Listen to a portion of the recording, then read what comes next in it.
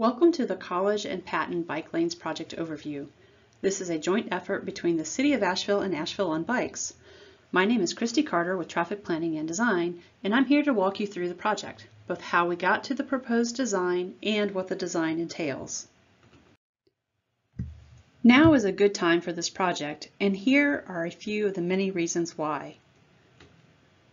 It meets many goals found in adopted city plans. As we have learned from projects like Charlotte Street, we know multimodal projects improve travel for all. During COVID, we learned that we can use our public space differently. Likewise, while the Hotel Arras was under construction, College Street functioned as a one-lane roadway for over a year. Finally, we know that similar projects in other cities have had successful outcomes for people who bike. Before we get into the actual design, let's cover a few of the project basics and parameters. The city gave us direction to minimize conflicts, minimize parking loss, provide maximum bicyclist protection, consider city operations, and minimize construction impacts. We'll cover each of these points in detail. When tasked with designing a bike lane for College and Patton, we had two options. We could either place the bike lane to the left of the vehicle travel lanes, which is a new and different way of bicycling through Asheville, or to the right like the bike lanes we are accustomed to using. The project team conducted a thorough analysis of left and right options. After the analysis, the team determined that the parameters best supported a protected bike lane on the left side of traffic that follows College Street from Spruce Street to the College and Patton intersection at Pritchard Park and along Patton to its intersection with Broadway. A protected bike lane means there is something in place to protect people on bikes from motorized vehicles. Much of our analysis centered on reducing conflicts, so let's review three of the conflict areas we considered. There can be conflict between people who bike through downtown and people who are maneuvering into or out of an on-street parking spot. With the right side bike lane, there are 12 parking spots where maneuvers conflict with the bike lane, and on the left, there are 6 points of conflict. When designing facilities for people on bikes, a concern is the vehicle that enters and exits a driveway where people driving often overlook people on bikes or people walking. There are 6 driveway conflicts on the right side design and 4 on the left. Since one goal of the project is to build a multimodal Asheville, we paid close attention to how a right or left bike lane might conflict with Asheville Rides Transit bus stops. A right side lane creates 5 conflicts with bus stops where the left side has 0 conflicts. This concludes our conflict highlights. Now let's talk about parking and then protection. While a goal is to preserve as much parking as possible, both the right and left options result in a parking spot loss, 4 on the left and 3 on the right. While nobody likes to lose parking, the trade-off for losing a small number of spots is a downtown that is safer for all members of the traveling public. This next point, which side provides the greatest amount of protection for people on bikes, is an important one. Each orange segment drawn on the map represents a section of the bike lane that is protected by vertical delineation, which we'll discuss in a bit, or by paint, or by parking. The left side includes 1,300 feet of protection. The right side provides 650 feet of protection. The left side offers double the amount of protection compared to the right. We have 2 more points to hit before we switch to a detailed look at the corridor.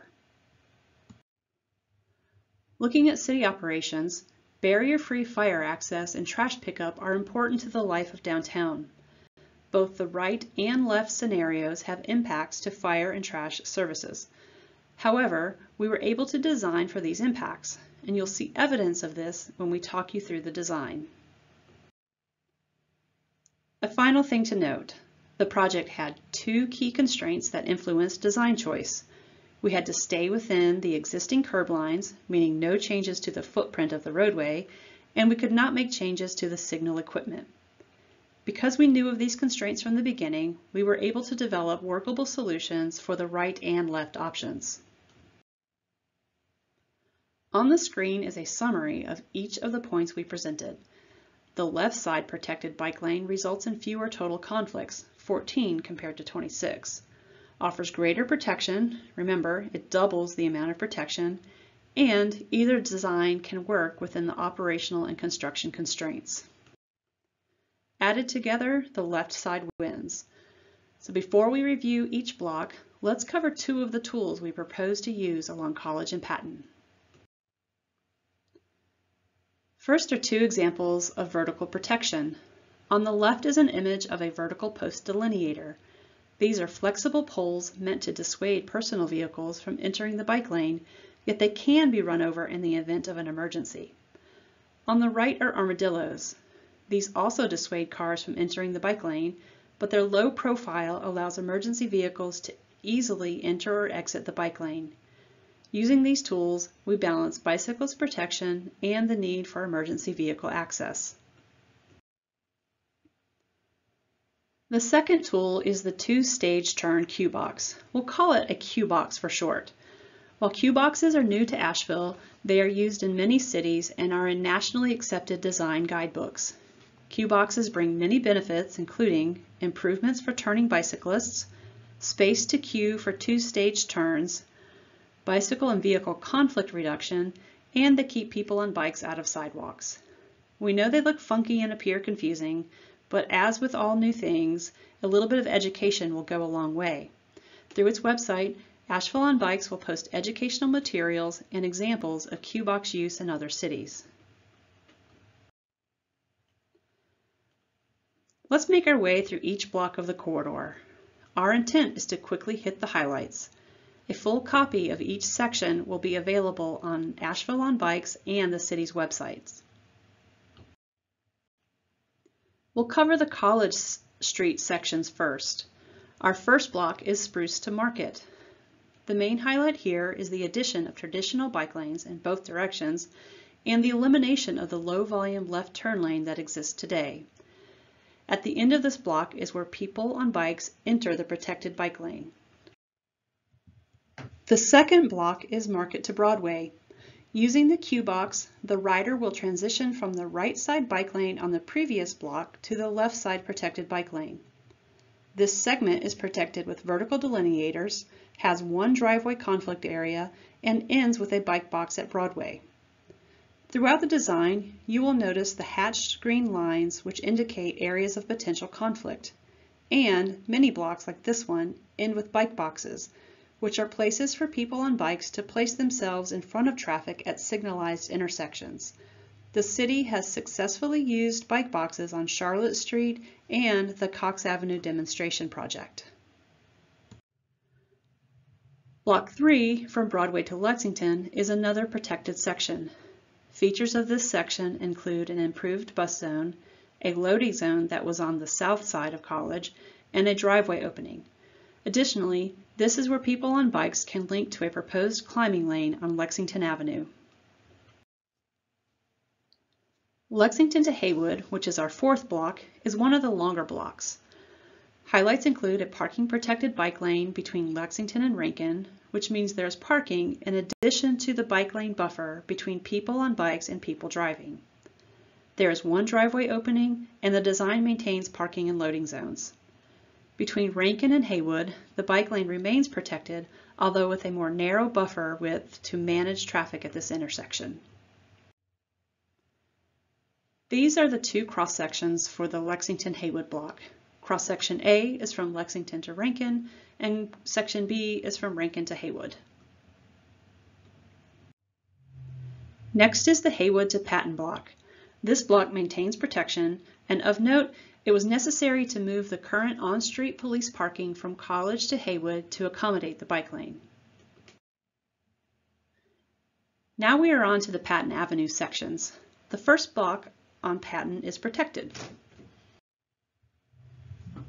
From Haywood to Lexington, the bike lane remains protected with vertical delineation until Church Street. After church, the lane transitions to a lane that includes a painted buffer between the bicycle lane and the on-street parking. This painted buffer protects people on bikes from being hit by opening car doors, which is known as dooring. Before approaching the intersection, people on bikes will travel through a left turn conflict zone where they will travel between the left turn lane and the lane for through traffic and right turns. From here, people on bikes will travel through the intersection to re-enter the left side bike lane.